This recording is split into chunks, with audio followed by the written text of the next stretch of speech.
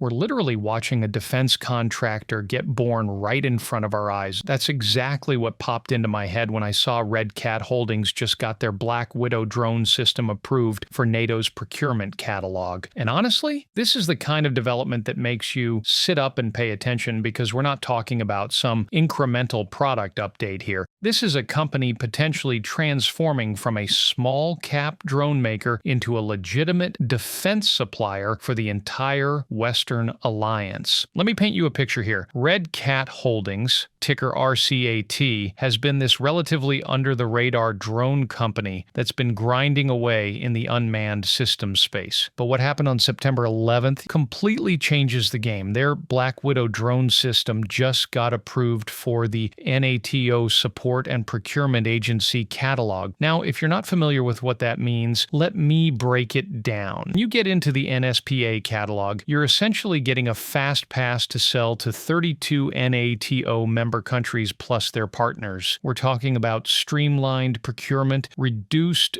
bureaucratic nightmares, and direct access to what is essentially a multi-billion-dollar addressable market. The contract they secured, 3 years with options for 2 more. That's 5 years of potential steady defense revenue, which in the defense world is basically like getting a golden ticket. But here's where it gets really interesting, and this is what most people are missing. RCAT isn't just sitting on their aerial drone success and calling it a day. No, these guys launched a completely new maritime division called Blue Ops just a couple weeks ago in late August. They're developing battle-tested, uncrewed surface vessels, basically drone boats for military operations. And when I say battle-tested, I mean these things are literally being tested in actual combat scenarios daily. They've got this 7-meter variant that's designed for high-speed, long-range kinetic maritime operations. Think about that for a second. Kinetic operations. That's military speak for things that go boom. They're not messing around here. They've partnered with Hodgdon Shipbuilding for R&D, set up manufacturing facilities, and brought in Barry Hinckley, who's got serious experience in the boat building world, to run the whole operation. What RCAT is doing here is creating a multi-domain unmanned systems company. Air, sea, and who knows, maybe land next. It's like watching someone build the Lockheed Martin of drones in real time, except they're doing it at startup speed. Now let's talk about the elephant in the room, the financials, and what Wall Street's been doing with this stock. RCAT's recent earnings have been, well, let's just say they haven't been hitting it out of the park. Q2 came in at $3.2 million when analysts were expecting $11.12 million. That's a pretty brutal miss, gotta say. Their Q1 wasn't much better at $1.7 million. But here's the thing, and this is crucial. Those numbers are basically irrelevant now. Why?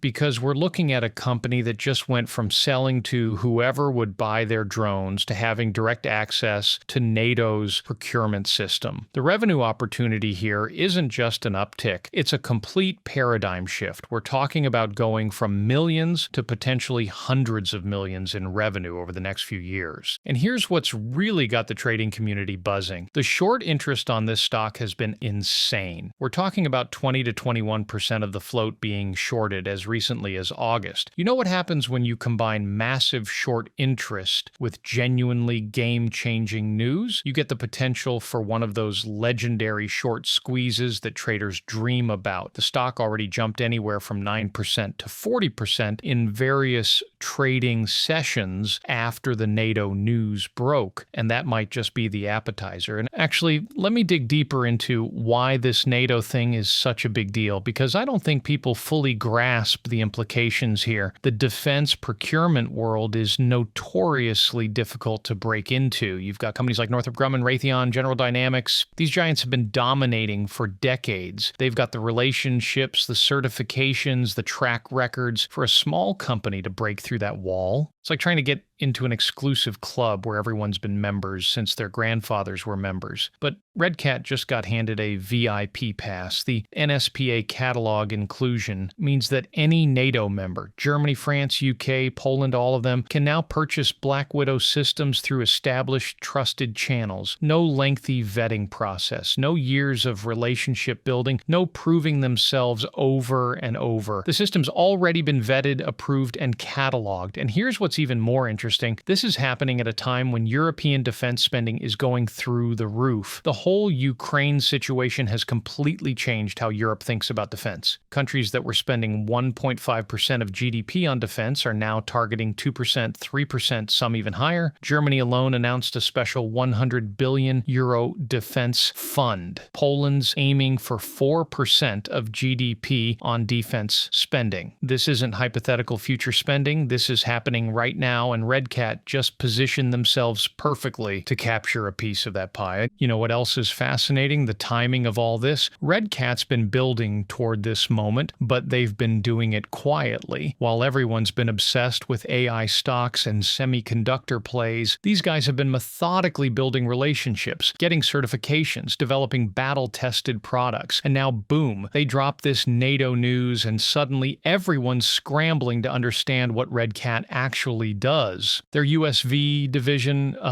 Blue Ops, that I mentioned earlier, that's not some pie-in-the-sky concept. These vessels are being tested in real combat situations daily. Daily! That means somewhere in the world right now as we're talking about this, RCAT's maritime drones are potentially engaging in actual military operations. That's not something you can say about most growth companies. This is as real as it gets in the defense world. And the person they brought in to run it, Barry Hinckley, isn't some random executive. He's a legit boat builder and entrepreneur who knows the maritime world inside and out. They're also not trying to do everything themselves. They're partnering with established players like Hodgdon Shipbuilding, which, by the way, has been building vessels for the U.S. Navy for over 200 years. These aren't amateur moves. This is strategic positioning at its finest. Look, I'm not going to sit here and pretend there aren't risks. Of course there are. Execution risk is real. Having the opportunity is one thing, but actually fulfilling large-scale defense contracts is another beast entirely. Competition is fierce. You've got established players who won't just roll over and let RCAT take market share. There's also the reality that defense contracts can be political, subject to budget changes, and sometimes